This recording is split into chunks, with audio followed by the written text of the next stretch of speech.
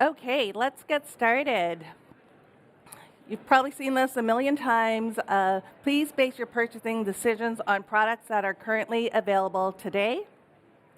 Thank you for coming to the session in person. And for those watching online, thanks for watching. I'm Jennifer Lee, Lead Admin Evangelist at Salesforce. And today, we're going to tackle the messiest problem in automation, unstructured data. Then we're going to talk about the new builder reality. We're going to jump into an AI-powered flow demo. And lastly, I'm going to share with you a few next steps to get you started building tomorrow.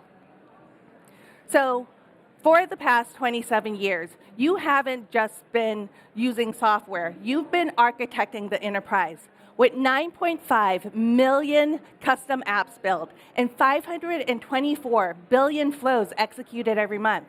That's the literal heartbeat of business. And you've been building the how.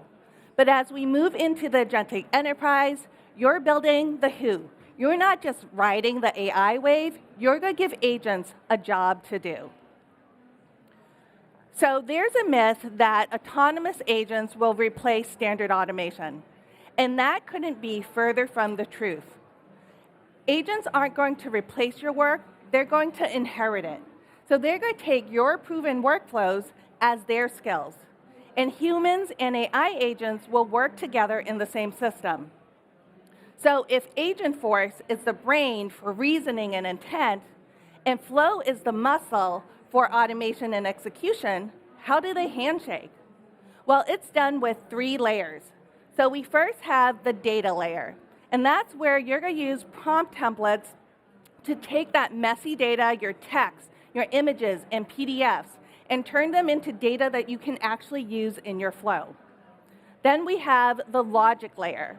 So instead of Flow relying on rigid if-then statements, it's going to use AI to reason through complex choices. And then lastly, we have the action layer. So when Flow hits a wall, it's going to use an invocable agent action to hand the baton over to an agent, and the agent will complete that complex task. So it's with these 3 layers that we're going to move from standard automation into a system of intelligent action. But what does a workflow that reasons even look like? So I've taken snippets from the demo that we'll look at in a little bit, but it really comes down to these 3 core AI capabilities in Flow. We're going to use prompt templates to take that messy data and put them into structured outputs so that Flow can use it to do their processing. Then we're going to use AI in our decision elements for that contextual reasoning. And lastly, we're going to use invocable agent actions for that task delegation. So now let's get into our Flow demo. So as admins, we love building perfect processes. We build web to email, beautiful portals. And our users, right, we love structures, but our users work in a messy world of rogue emails, blurry emails, and bypassing customer support because you know a person. Now, take our fictional company, Pronto Catering, and this is Candace. She's our top sales rep. She just got an email from her client with a catering order that went bad, and she has an image to prove it. Now, Candace loves to provide white glove service. So she's going to stop her day of selling. She's going to manually log a case, analyze the photo, and search through a 50-page document to find the exact refund clause. And that can take 30 minutes from her day of selling. Now, old school admins would be like, just have her submit a support ticket, right, to get it done. But modern admins, we don't box our users in. We built them escape hatches. So what you'll see is we're going to use AI to structure the data, reason through the logic, and execute the fix. Now, because this is a 20-minute session, I'm not going to be able to deep dive through everything, but I'm going to show you the art of what is possible when bringing AI into Flow. So here's a screen flow we built for Candace. She's going to paste the email in, and there's no manual data entry, right? And what we're going to spit back for Flow is we're going to replay the email, but we're also going to parse key information out. We're going to indicate the customer sentiment from the intent of the email, and this is really Candace's first human-in-the-loop moment. She doesn't just trust AI, she needs to verify it, right? Again, there's no data entry involved in this. It looks good, she's going to click Create Case. Now, the flow knows that there was a photo attached to the email, so it prompts for that. So she attaches the email, and she submits the file. And in, 30 seconds, we were able to take that email, automatically create a case for her, parse out all the key details, and we also attached that shrimp photo to the case as well. Right, so there was no manual data entry, no typos, right? We did that all for her. Now, Candace is in sales, so she needs to get back to selling. So she's going to go and click Resolve Case. And that kicks off a second screen flow. So behind the scenes, we're going to take a SLA PDF 50-page doc and analyze it against the case details and the photo. And what you see is we're playing back the case summary. We're also citing the exact policy clause that applies to her case, and we're authorizing the transaction, the full refund, and a $500 client save credit. Plus, we also drafted the email that she would send to her client. Again, this is another human-in-the-loop moment where she's going to analyze it, review AI's reasoning. And then she's going to authorize the transaction. Now, what would have taken 30 minutes of manual researching was reduced to 30 seconds of human oversight. So how did we orchestrate this? It was done with a screen flow. And I'm going to jump into the AI components right away. So we're first going to use an evocable agent action that you see there. And what we're going to do is we're going to pass over that messy data, that email for customer communications, and we're going to hand it over to our Pronto intake agent. Now we're going to hop over to Agentforce Builder, and that's where we create and manage our agents.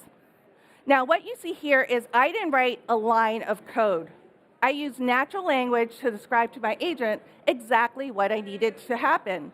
So I told it, here's how you determine a customer sentiment, a priority. Here's all the key details that you need to extract out. And if you need to use a flow action to get data, that's how you use it. But again, this is giving AI the guardrails and the instructions, its marching orders to get that action done for me.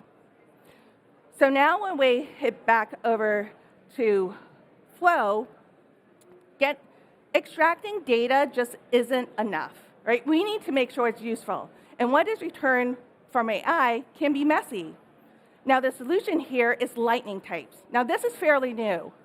And lightning types allows you to define the data schema so that your flow can take action on it. So if you could name your field, give it a description and a data type, that's all you need to do. So you think about all the key data your flow needs and you build a lightning type for it. And the important thing about lightning types is it translates AI's abstract data into Flow's strict database. So then calling it is really easy. So in the screen flow, I'm just noting the agent structured response and customer name as the field. So you would do that for all the fields in that playback screen for Candace, and then I would use those same fields in that create records to create the case. Now the next item is a decision element. And this is how Flow knew that there was an image involved because it read the email's intent.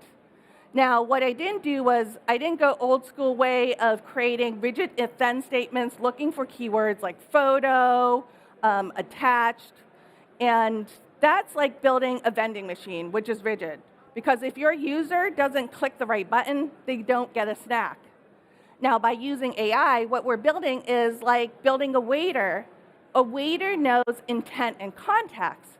So if a customer says to a waiter, I'm thirsty, I'm parched, bring me a soda, the waiter knows that all those things mean the same thing.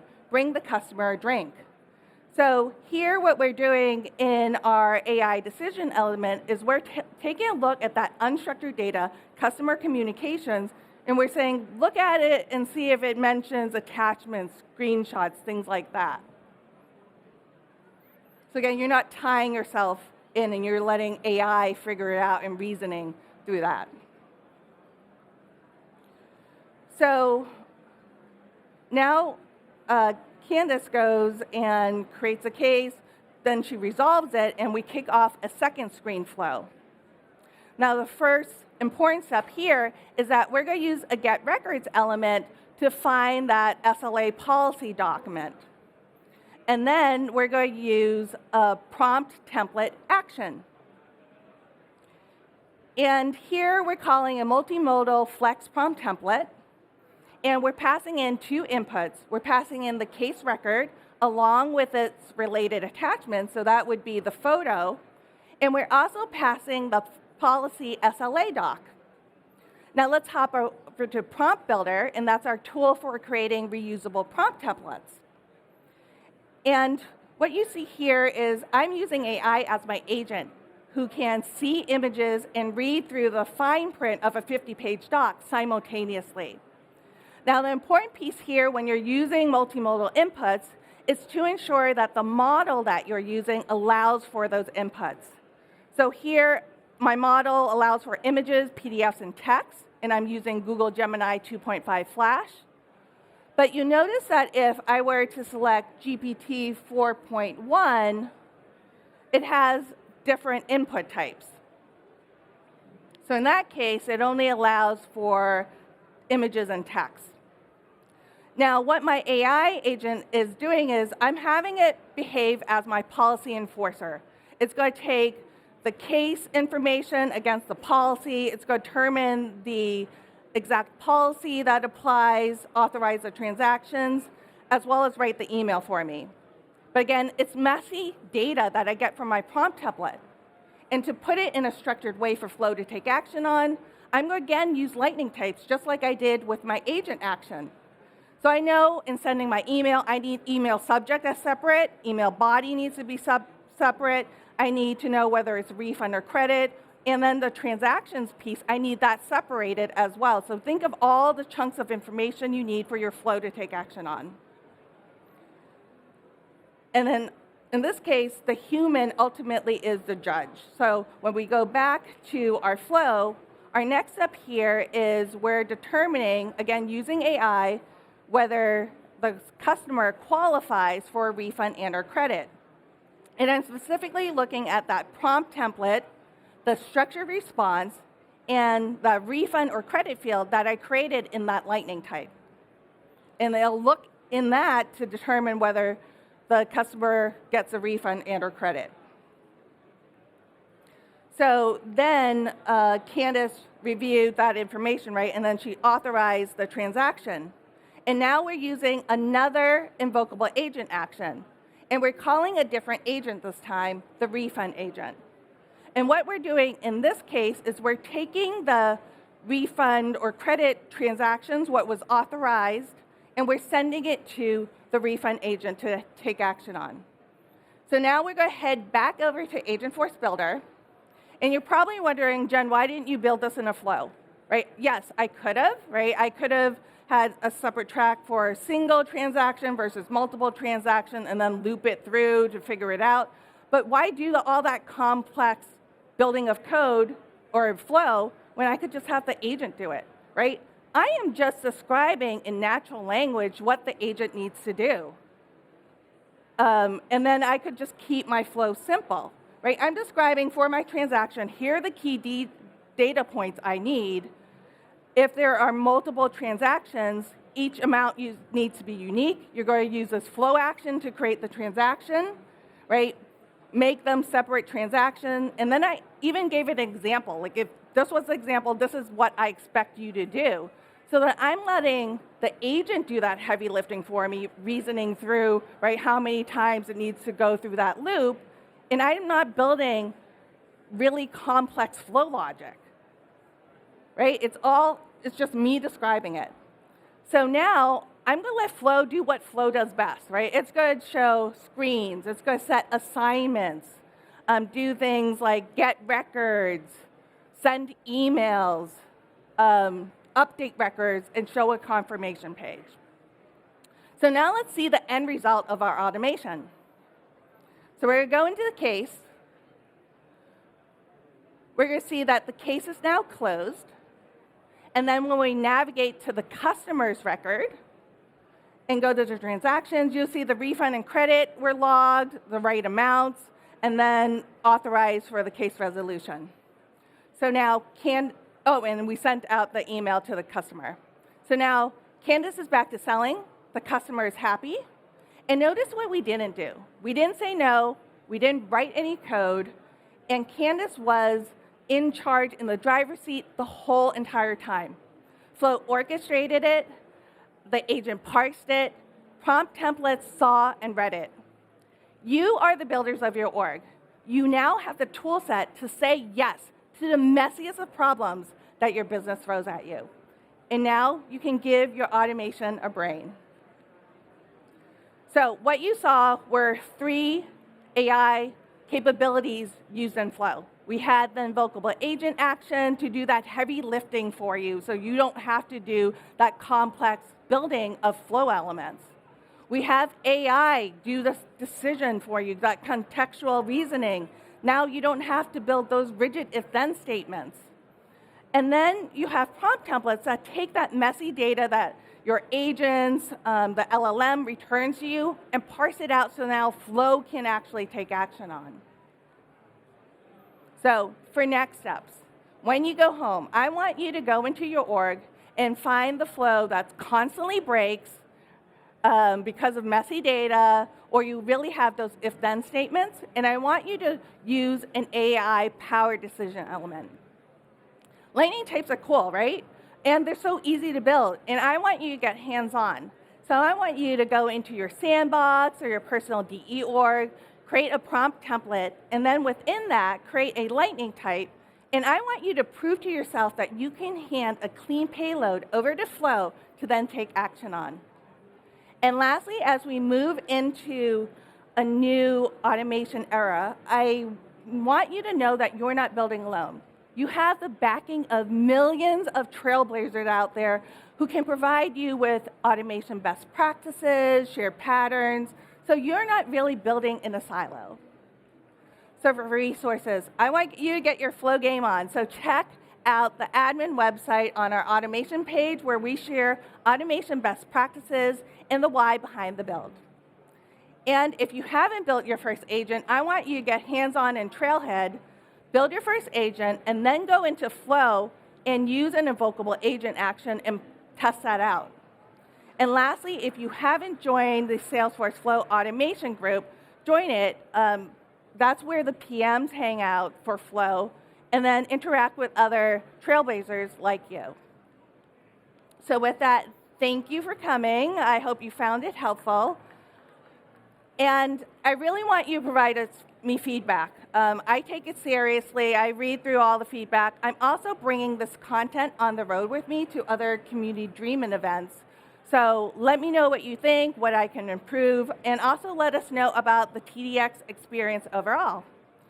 And shortly, sometime later, when you go into the Events app for this session, you'll also get an AI-generated summary. And with that, thank you so much, and have a great rest of your TDX.